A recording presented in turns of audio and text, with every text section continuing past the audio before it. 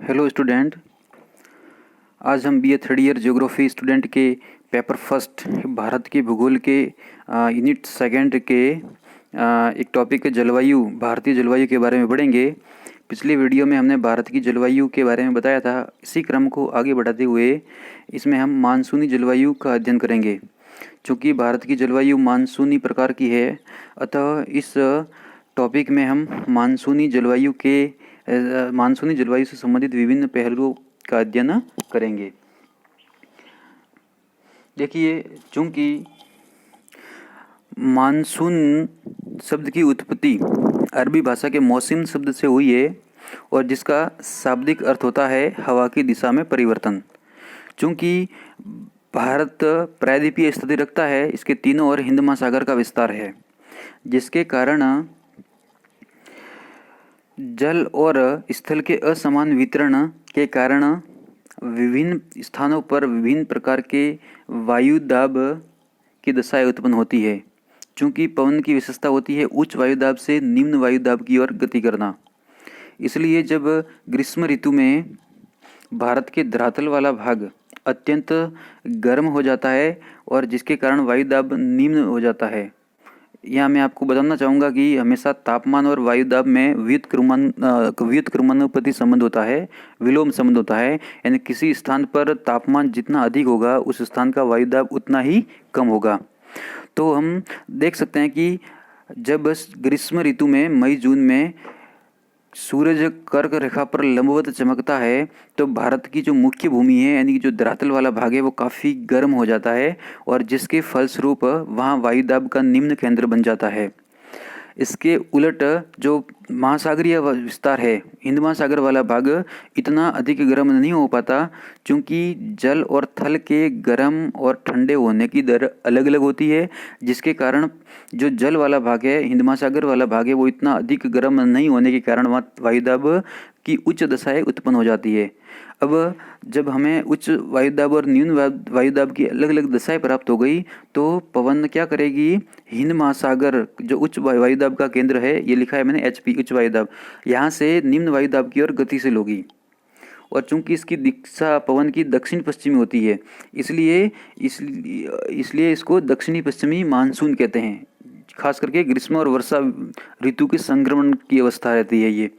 चूँकि पवनें जब महासागरीय भागों से आएगी तो वहाँ पर गर्मी से प्राप्त जो वाष्पीकरण प्लस पवनों की घर्षण गति से जो सागर की आर्द्रता है वो वायु में समावेशित हो जाती है। और वही आर्द्रता जब पवनें धरातल पर पहुंचती है उस आर्द्रता को लाके, उस नमी को लाकर धरातल पर बारिश करती है और ये इसी को हम वर्षा ऋतु कहते हैं। तो ये स्थिति रहेगी।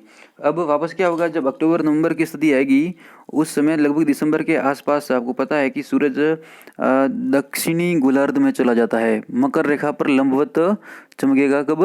दिसंबर में। तो उस समय क्या होगा, ये स्थिति उलट हो जाएगी, यानी जो धरातल वाला भाग है वो एकदम ठंडा हो जाएगा और जो जल वाला भाग है वो भी गर्म रहेगा, इतना जल्दी ठंडा नहीं होगा। तो धरातल वाले भाग में देखिए यहाँ पर ये तो बन गया उच्च वायुदाब, क्योंकि चूंकि यहाँ तापमान बहुत कम हो गया, तापमान कम होगा तो वायुदाब उच्च होगा। तो यहाँ उच्च वायुदाब, और जो सागर वाला भाग है वहाँ तापमान अभी भी ज़्यादा होगा, ज़्यादा क्योंकि सागर देर से गर्म होता है और देर से ठंडा होता है, तो वो भी क्या होगा, गर्म होगा। गर्म यानी तापमान यहाँ ज़्यादा होगा, तो यहाँ निम्न वायुदाब का केंद्र रहेगा और पवन वापस उच्च वायुदाब से निम्न वायुदाब की ओर चलेगी। चूँकि पवन धरातलीय भाग से आती है, वहाँ पर न तो सागर है न कोई पानी वाला भाग है, इसलिए वहाँ उस वायु में नमी या आर्द्रता नहीं होगी, इसलिए वो सूखी होगी और ये बारिश भी नहीं करेगी। केवल अपवाद स्वरूप जो बंगाल की खाड़ी से, चूंकि इन पवनों की दिशा देखिए उत्तरी पूर्वी है, उत्तरी पूर्वी होने के कारण इसको उत्तरी पूर्वी मानसून भी कहते हैं या लौटता हुआ मानसून भी कहते हैं।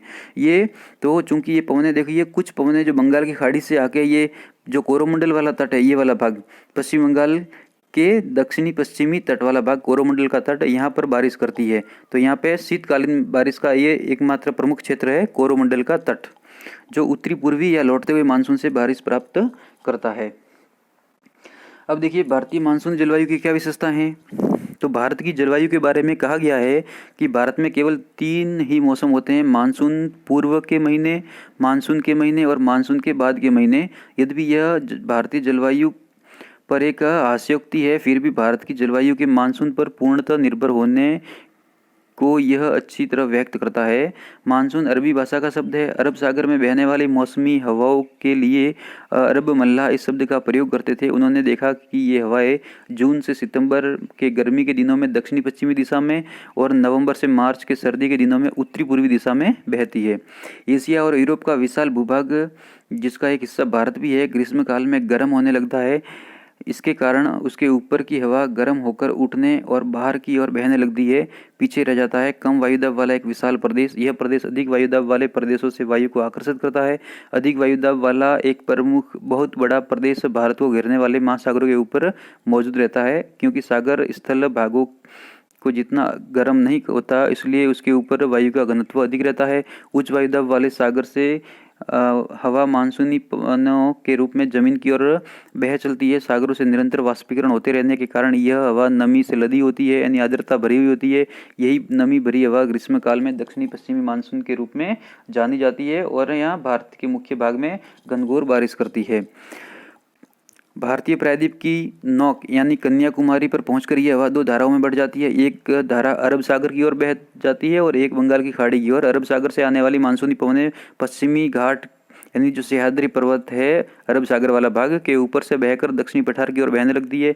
बंगाल की खाड़ी से चलने वाली पवन बंगाल से होकर भारतीय उपमहाद्वीप में घुसती है।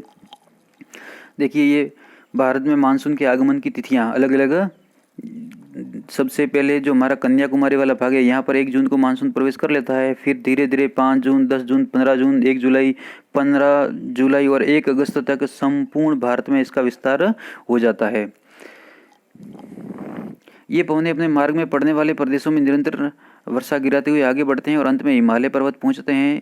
इन गगनचुंबी कुदरती दीवार पर विजय पाने की उसकी हर कोशिश नाकाम रहती है और विवश होकर उन्हें ऊपर उठना पड़ता है। इससे उनमें मौजूद नमी घनीभूत होकर पूरे उत्तर भारत में मूसलाधार वर्षा के रूप में गिर पड़ती है। जो हवा हिमालय को लांघकर यूरेशियाई इन चाइना वाले तिब्बत वाले भूभाग की ओर बहती है, वह बिल्कुल सूखी होगी, यानी वो वृष्टि छाया प्रदेश माना जाएगा। इसके कारण वहाँ बारिश न्यूनतम होती है। दक्षिणी पश्चिमी मानसून भारत के ठेठ दक्षिणी भाग में 1 जून को पहुंचता है। साधारणतः मानसून केरल के तटों पर जून महीने के प्रथम 5 दिनों में प्रकट होता है। यहाँ से वह उत्तर की ओर बढ़ता है और भारत के अधिकांश हिस्से पर जून के अंत तक पूरी तरह से छा जाता है। सर्दी में जब स्थल भाग अधिक जल्दी ठंडे हो जाते हैं, प्रबल शुष्क हवाएं उत्तरी पूर्वी मानसून बनकर बहती हैं। उनकी दिशा गर्मी के दिनों की मानसूनी हवाओं की दिशा से विपरीत होती है। उत्तरी पूर्वी मानसून भारत के स्थल और जल भागों में जनवरी की शुरुआत तक, जब एशियाई भूभाग का तापमान न्यूनतम छा जाता है।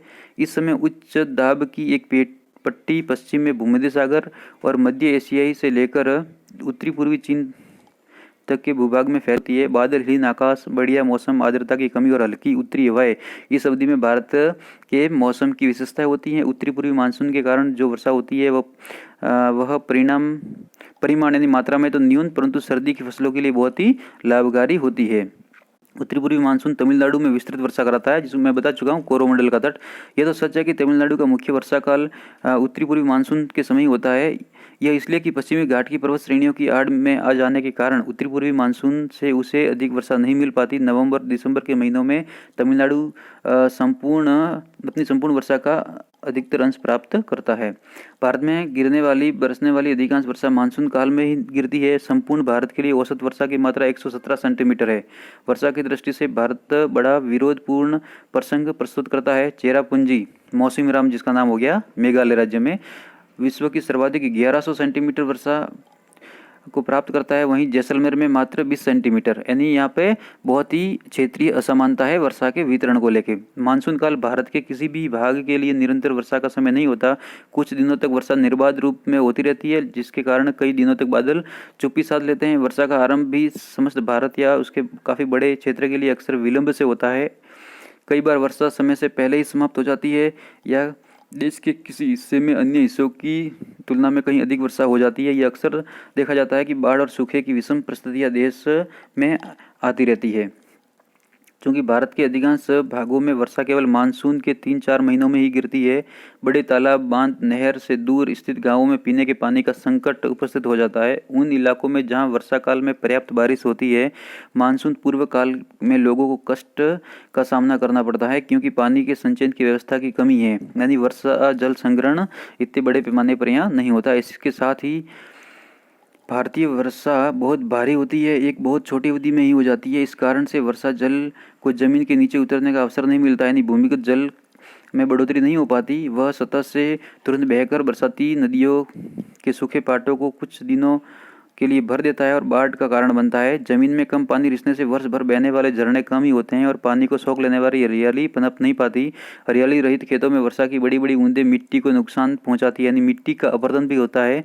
मिट्टी के ढेले उनके अज्ञात से टूटकर बिखर जाते हैं और अधिक मात्रा में मिट्टी का अपरदन होता है। अब एक आपके इस टॉपिक इसमें है पश्चिमी विक्षोभ।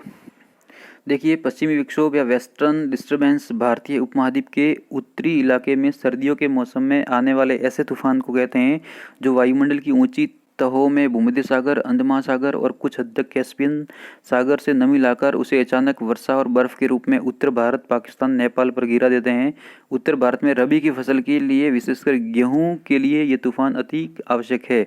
आपको पता होगा कि एक मावठ शब्द आता है, जो शीतकालीन उत्तरी पश्चिमी भारत में जो स्थानीय सर्दी की बारिश होती है उसको मावठ बोलते हैं, और वो रबी की फसल के लिए बहुत ही लाभकारी होती है। यही मावठ को उत्पन्न करने वाला जो विक्षोभ है वो पश्चिमी विक्षोभ कहलाता है। पश्चिमी विक्षोभ का मतलब हलचल, डिस्टर्बेंस। पश्चिमी यानी जिसकी दिशा पश्चिम से हो। पश्चिमी विक्षोभ एक मौसमी परिघटना है जो पछुआ पवन के ऊपरी वायु परिसंचरण क्षेत्र में विकसित एक निम्न वायुदाब का क्षेत्र या गर्त है, जो हवा के तापमान, दाब एवं वायु संचार प्रणाली में परिवर्तन लाकर वर्षण की दशा उत्पन्न करता है। ये हवाएं राजस्थान, पंजाब और हरियाणा में तीव्र गति से बहती है। ये उप हिमालय पट्टी के आसपास पूर्व की ओर मुड़ जाती है और सीधे अरुणाचल प्रदेश तक पहुंच जाती है, जिससे गंगा के मैदानी इलाकों में हल्की वर्षा और हिमालय पट्टी में हिम वर्षा होती है। क्रियाविधि। इसकी उत्पत्ति भूमध्य सागरीय क्षेत्र में सूर्य के दक्षिणायन होने के कारण ध्रुवीय वायुराशि का दक्षिण की ओर खिसकने एवं उसके उष्णकटिबंधीय वायुराशि से समागम के परिणाम स्वरूप ध्रुवीय वाताग्र के सहारे शीतोष्ण कटिबंधीय चक्रवात के जनन से होती है। ये चक्रवात पछुआ जेट स्ट्रीम के सहारे पश्चिमी एशिया से गुजरते हुए भारतीय उपमहाद्वीप में प्रवेश करते हैं।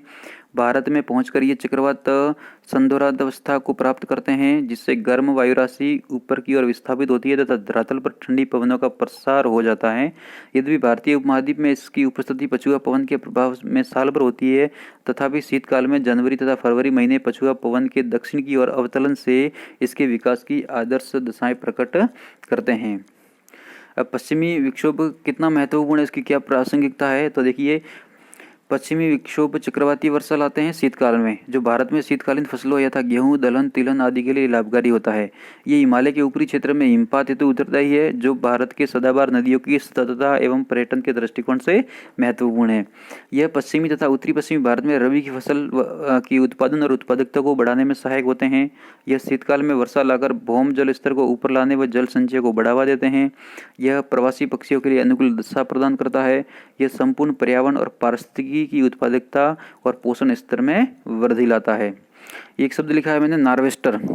नार्वेस्टर मुख्य रूप से जो मानसून पूर्व की जो बारिश होती है, या कह सकते हैं तूफान या अंधड़ होती है, खास करके जो उत्तरी पूर्वी भारत वाला हिस्सा है, ये छोटा नागपुर का पठार, मेघालय वाला भाग है, ये पूरा का पूरा जो लगभग आप कह सकते हैं कि मई जून में जो स्थानीय चक्रवात या तूफान होते हैं उसको हम नॉर्वेस्टर बोलते हैं। अब देखिए, ये यहाँ पे पश्चिमी विक्षोभ के बारे में बताया है कि सर्दियों के मौसम में ये पूरा का पूरा उत्तरी पश्चिमी भारत वाला भाग हो गया, और ये देखिए अफ्रीका और यूरोप के मध्य ये भूमध्य सागर हो गया, ये लाल सागर हो गया, ये अरब सागर हो गया, और ये हो गया कैस्पियन सागर, और ये हो गया काला सागर। तो ये पश्चिम से तीव्र गति से यहाँ सर्दियों में ये पवनें चलती है, जिनको पछुआ पवनें बोलते हैं। चूँकि ये सागरीय भागों से आती है, छोटे मोटे सागर है, यहाँ से जितनी भी आर्द्रता लाके यहाँ पर उत्तरी पश्चिमी भारत में, ये यहाँ पर पंजाब, हरियाणा, दिल्ली, राजस्थान में यहाँ पे स्थानीय जो चक्रवातीय जो शीतकालीन बारिश होती है उसी को मावठ बोलते हैं। ये पश्चिमी विक्षोभ का ही परिणाम है। और चूंकि जैसे जैसे हम उत्तर में जाएंगे, ये जम्मू कश्मीर और ये जो हिमालय वाला भाग है, यहाँ पे बर्फबारी होगी, और ये बर्फबारी से ही ये पूरे जो पहाड़ है वो बर्फ से ढक जाते हैं, और वही गर्मी में पिघलकर हमारे सदावाहिनी नदियों का स्रोत बनते हैं। तो इस प्रकार से आप ये समझ सकते हैं इस डायग्राम से कि वास्तव में पश्चिमी विक्षोभ हमारे लिए कितना महत्वपूर्ण है। एक होता है आम्र वर्षा। ये आम्र वर्षा, काल वैसाखी, लू, ये सब मानसूनी बारिश से पूर्व की जो स्थानीय दशाएं हैं उनको व्यक्त करते हैं। आम्र वर्षा ग्रीष्म ऋतु के खत्म होते होते मानसूनी बौछारें पड़ती है, जो केरल में यह एक आम बात है। स्थानीय तौर पर इस तूफानी वर्षा को आम्र वर्षा इसलिए कहा जाता है क्योंकि यह आमों को जल्दी पकने में सहायता देता है। कर्नाटक में इसे कॉफी वर्षा या चेरी ब्लॉसम भी कहते हैं। फिर है काल वैसाखी। असम और पश्चिम बंगाल में वैसाख के महीने में, यानी अप्रैल मई में, वैसाख के महीने में शाम को चलने वाली ये भयंकर व विनाशकारी वर्षायुक्त पवनें हैं। इनकी कुख्यात प्रकृति का अंदाजा इसके स्थानीय नाम काल वैसाखी से लगाया जा सकता है। काल यानी नुकसान पहुंचाने वाला, जिसका अर्थ है वैसाख के महीने में आने वाली तबाही। चाय, पटसन व चावल के लिए ये पवनें अच्छी हैं। असम में इन तूफानों को बारदौली छिड़ा अथवा चाय वर्षा, टी शॉवर भी कहा जाता है। फिर है लू। उत्तर भारत में पंजाब से लेकर बिहार तक चलने वाली ये बहुत ही शुष्क, अत्यंत गर्म और पीड़ादायक पवनें हैं। दिल्ली और पटना के बीच में इनकी तीव्रता बहुत ही अधिक मानी गई है। तो ये सब मानसून पूर्वी जो स्थानीय विक्षोभ है, डिस्टर्बेंस है, उनके अलग अलग स्थानीय नाम है, और इनके पश्चात ही मानसून या बरसात का दौर शुरू होता है। अब अगले वीडियो में हम इसी भारतीय मानसूनी जलवायु का एक और टॉपिक का अध्ययन करेंगे।